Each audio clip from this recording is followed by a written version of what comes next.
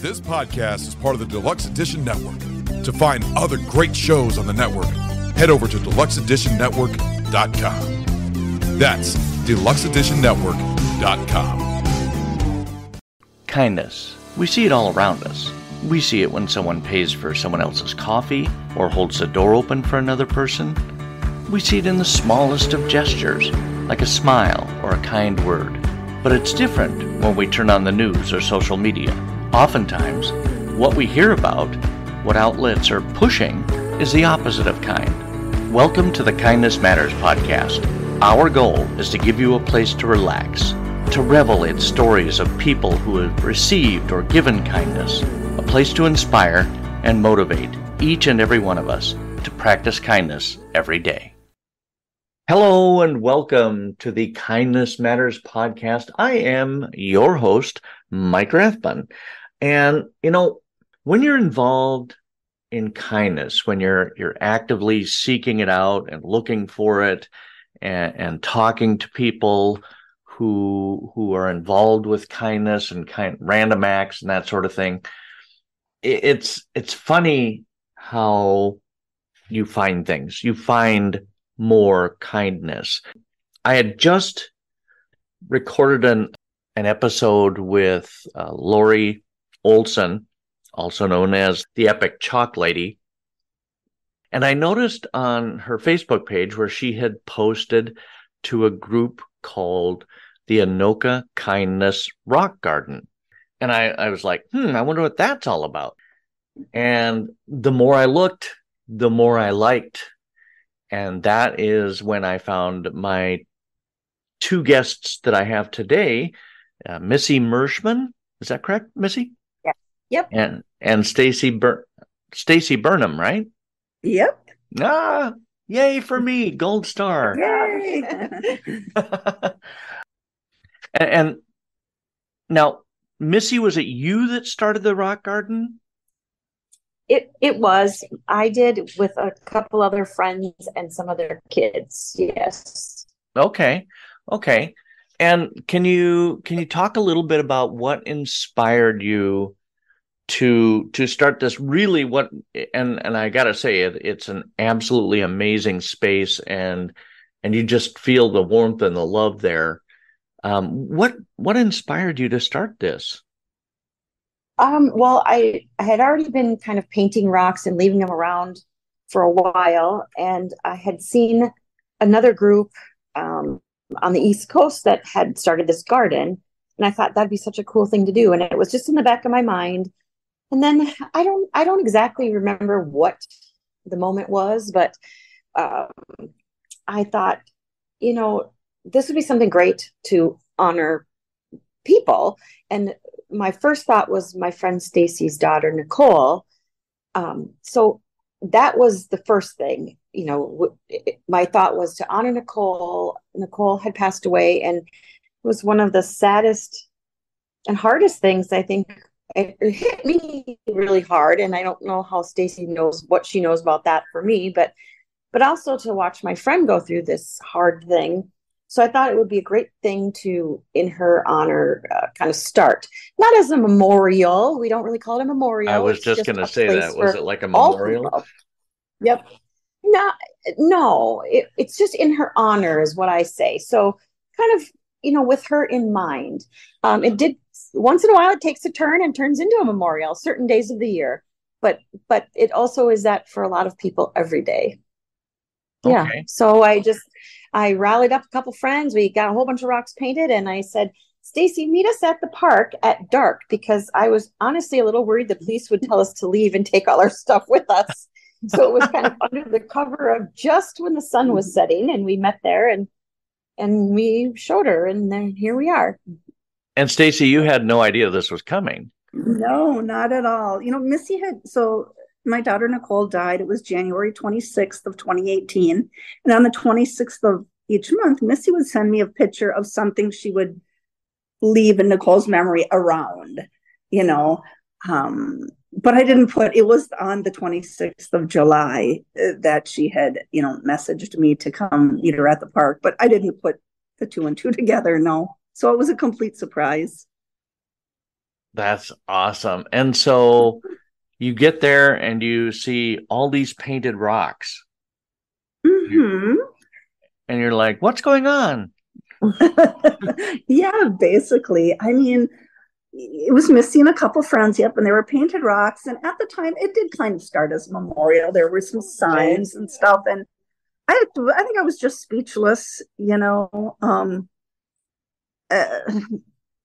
That is always my biggest fear, is that I will be the only person that, you know, in the end remembers Nicole, and to know that other people did remember her, and, you know, the significance of that day. It was heartwarming. And the placement was that on accident? Because it was near the Veterans Memorial, and Nicole was a veteran, correct? Correct. I don't know why Missy picked it. She might have. You'd have to ask Missy that, why she picked that. Was it an accident, or was that purposeful? It was purposeful. Part of the 26th of every month was that location. I tried to, you know, use that as kind of home base for my little. I would leave something in that area, so it and after I look back at this, I think we've come in contact with a lot of people who are veterans or in active duty. And when I'm at the Rock Garden, they come to that park, to that Veterans Memorial. But now we find that they come back again because of the garden. So it was sort of purposeful, but not. And there was that, you know, fine line of, I didn't want it to be on the memorial site. It was not in the actual footprint of the Veterans Memorial. It was next to it. Right. So I didn't want to be completely, you know, I want to take away from that. Exactly. Sure. But then the Rock Garden kind of, now I've got it confused in my head, and I apologize. Did it outgrow that space, or were you asked to leave that space? Yes and yes. We had, believe it or not, there are people who maybe don't like kindness for some reason or other. So there were some people in the community who felt that it was, you know, vandalism. Vandalism is the word that they really use. Yes. And so over the time, it would disappear. You know, and there were some times when we would say, we're just done. This is a lot of work. And if people are going to just keep taking it away or pushing the big thing, throwing them in the river, that kind of thing, we're just done. And then I would say, no, we are going to, every time this happens, we are going to fix it. So it would be vandalized often. Oh. And my phone would just blow up, whatever, because people would be walking by and they would message me and say, everything's in the river, or something's gone, or it's been painted over with black. And so our community, you know, they felt such ownership to it. We couldn't say no. So then, you know, the city finally came to us and said, here's what we would like to do. We would like to offer you an actual permanent location in the park. We'll let you help us figure out where to put it.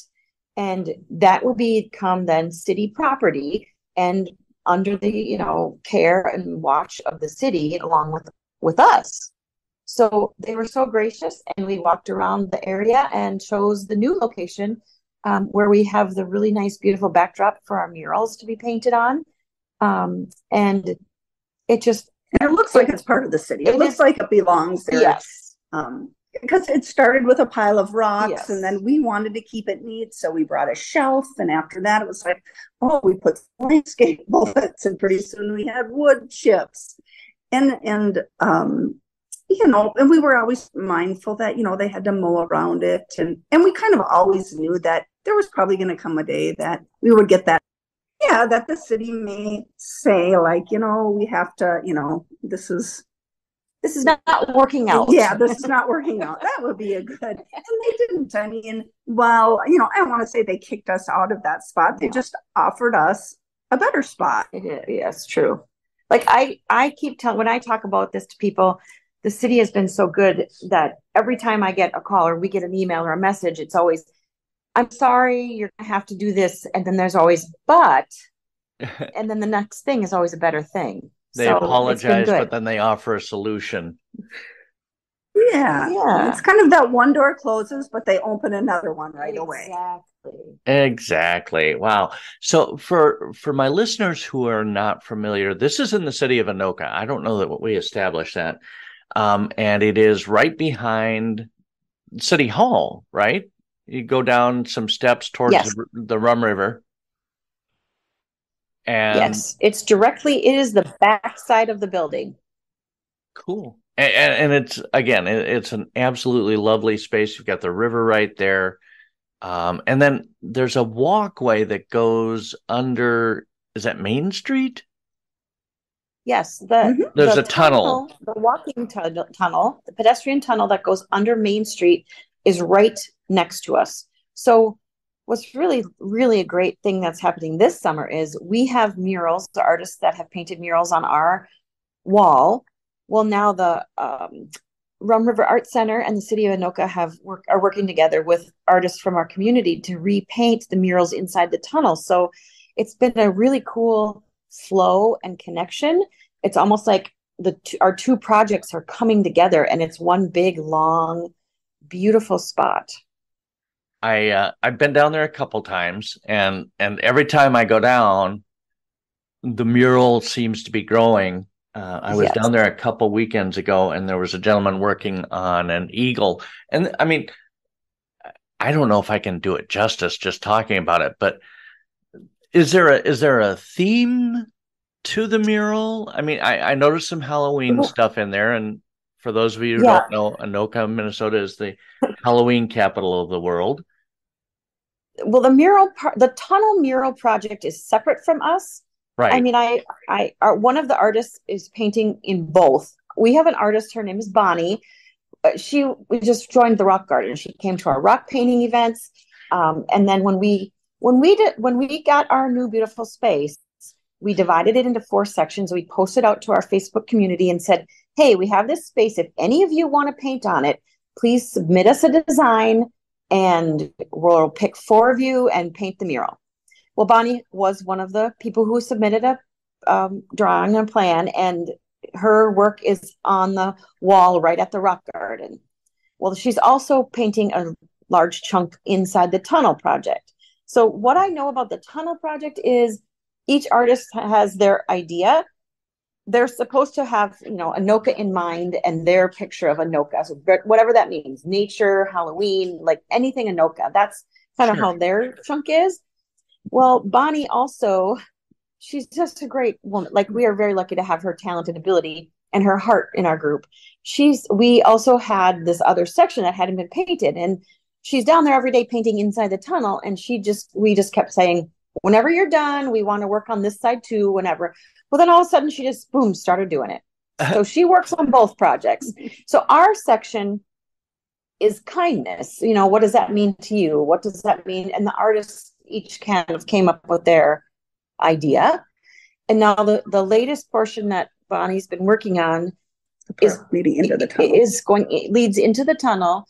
And again, it's kind of kindness, but once she started painting, there's kind of a bigger message about, we have a tornado on there and like kind of a storm. The storm brings bad things, but then the rain goes away and there's a rainbow and the sun, and there's a picture of seeds that start small and grow into this big, beautiful sunflower and poppy, So I can't tell you what exactly the message is. You have to look at it and see what you think. But I mean, that's kind of a nutshell. That's a fun thing. We kind of got together, and like the rainbow part of it was, it's kind of like the bottom part of it is pumpkin, and that is the nod to Anoka.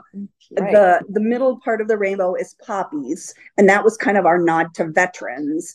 And then the top part of it was the sunflowers, kind of, that was kind of our nod to Nicole and, to our, we just like the sunflowers. And and it's meant to be an interactive mural. So there's tornado with, these storm clouds, and there's some umbrellas. So, it's meant to, you stand there and it looks kind of like you're holding an umbrella, or, stand in there. A bench will be put there where it'll look like you're kind of sitting in front of these sunflowers in a sunflower field.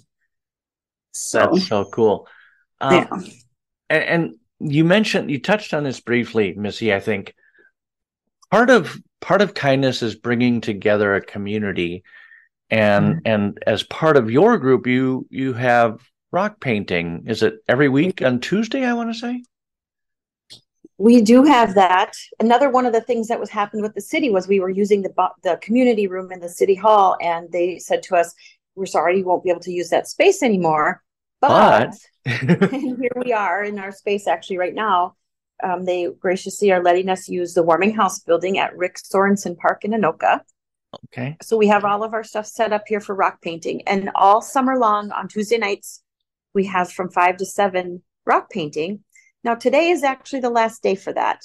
So today, August 15th, is the last Tuesday night because of school starting. August 22nd will be actually at the Cookout with the Cops event. Then after that, September 10th, we start on weekends. And it's September 10th is the first weekend from noon to 4 at Rick Sorensen Park. And it's open for anyone. You just show up. You don't have to bring anything. It's open to the community. Yeah. Wow, that's awesome. So that's okay. So what's the atmosphere there when you have one of your rock painting events? I mean, is it just everybody laughing? Is it friendship? Is it?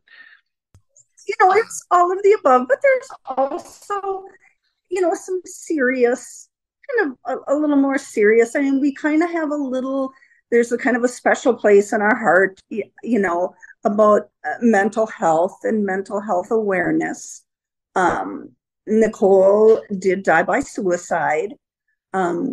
So, in talking about that and putting that out there, that's a hard thing to talk about. And I'll admit that's a hard thing to admit that my daughter, took her life. That's heavy.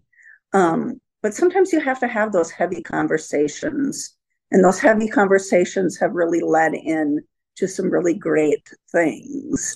And, as some people come to that and they kind of hear that conversation, then sometimes they just open up and tell us about an experience. But it really is about more than just rock painting. It really is.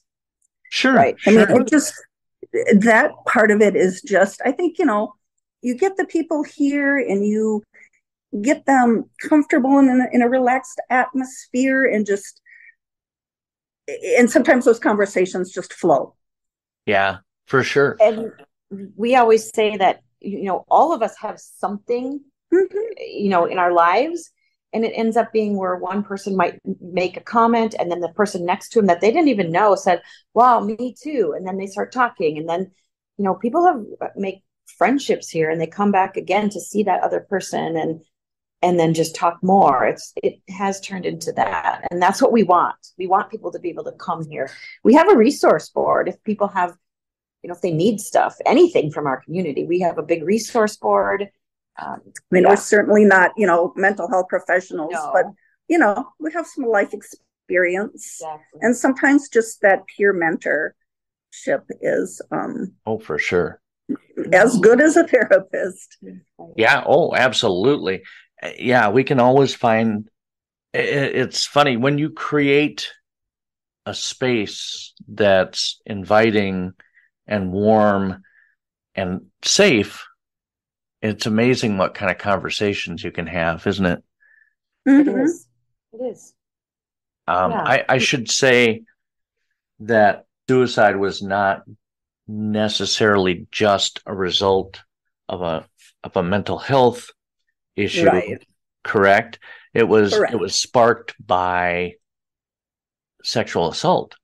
It was. She was sexually assaulted 2 times that we know of in the military that she reported. And she reported it, and nothing happened.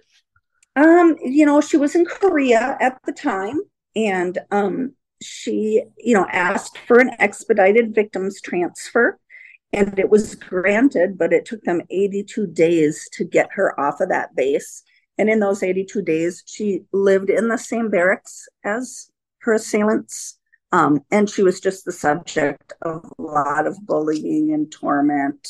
And that really sparked her mental health crisis. It was, it was a pretty short-lived, her mental health struggles. There was, she was a very, all through high school, growing up, she was very outgoing and fun-loving. I didn't know of any struggles then. And like I said, when she came back from Korea, when she came home, she got to come home for 2 weeks, and there was a big difference. She had lost weight and her hair was thinning. And even at home, when she asked for a lock on her bedroom door, and she put her dresser in front of her door at night. Oh my God. I was like, Nicole, you're at home. And she says, but you don't understand. And I didn't, I let her talk as much or little about it. I didn't obviously know the depths of it. But yeah. Wow. I find oftentimes that when there's a tragedy, that it can spark something positive. Mm-hmm. And as hurtful and as horrific as that was, I'm not sure that we would have the Anoka Kindness Rock Garden without that. Yeah, we might not. I mean, we might, but right.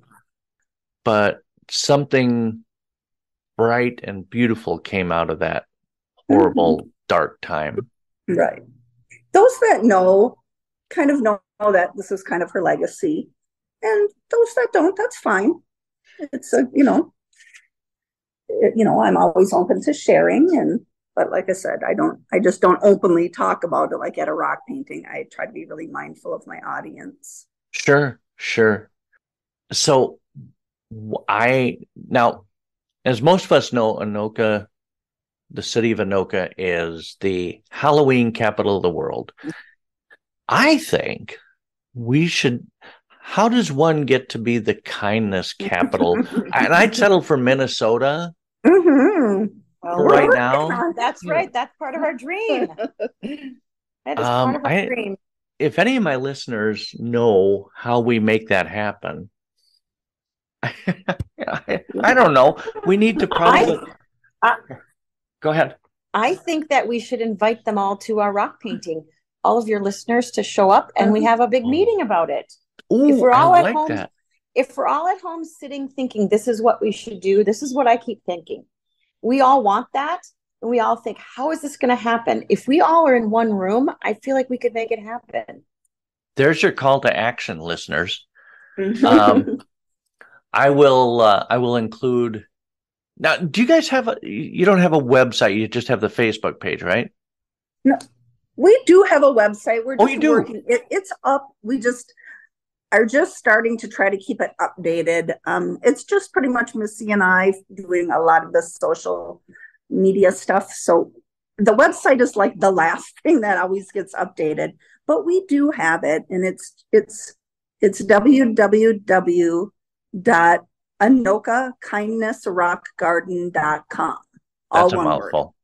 Yeah, it is. I think we need to contact the Guinness Book of World Records and get a whole bunch of kindness rocks and have them come. Maybe we could break some record. Oh, that'd be awesome. Yeah. So talk to me about Sammy the Snake real quick. Let's do it.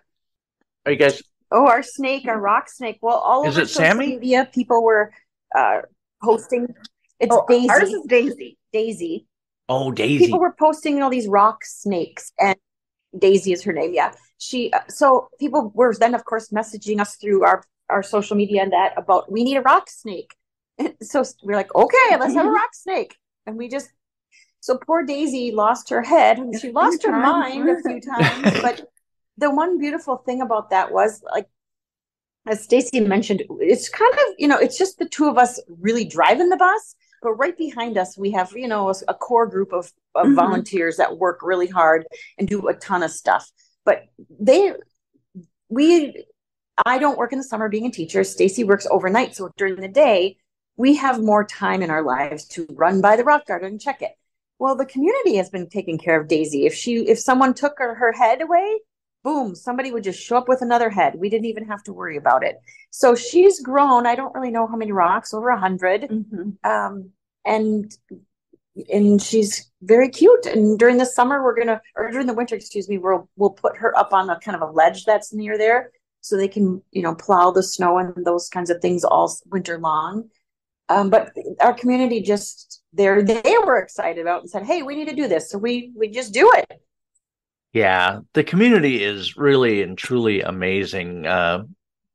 Those that would deface your rock garden, notwithstanding, the majority of the community is absolutely amazing. And I see so much lightness and fellowship and all of these other things whenever I go to your Facebook page. So I'll have a link to the website and a link to your Facebook page in the show notes, so that anybody who wants to reach out can do that.